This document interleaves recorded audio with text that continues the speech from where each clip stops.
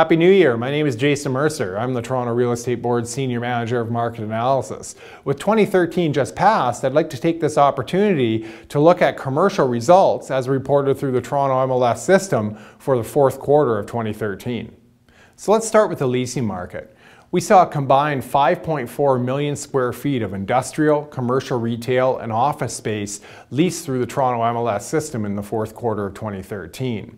And this was down in comparison to about 5.9 million square feet leased during the same period in 2012.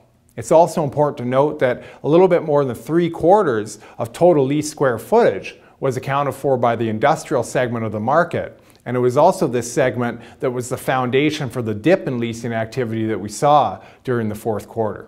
Now, while the square footage lease was down on a year-over-year basis in the fourth quarter, it's important to note that average lease rates for major categories were actually up on a year-over-year basis for properties where pricing was disclosed on a per square foot net basis. So if we look at the industrial segment, the average lease rate came in at $5.32 per square foot net. Commercial, retail, and office came in at $19.02 and $13.34 respectively.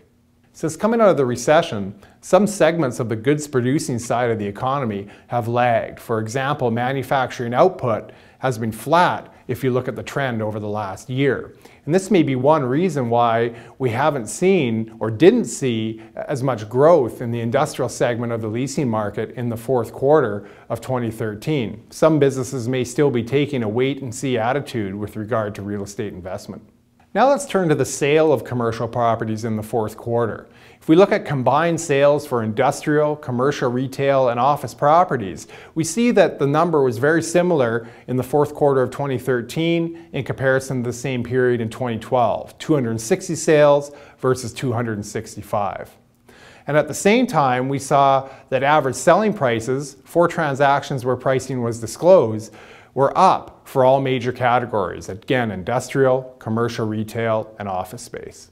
So while the number of sale and leasing transactions were down on a year-over-year basis in the fourth quarter of 2013, it is important to note that both in the sale market and the leasing market, we were seeing pricing up on a year-over-year basis. And so this tells me that the demand for commercial real estate is still strong enough relative to supply to exert upward pressure on pricing. And so with that said, I look forward to speaking with you again at the end of the first quarter when we'll do a further review of the commercial real estate market in the Greater Toronto Area.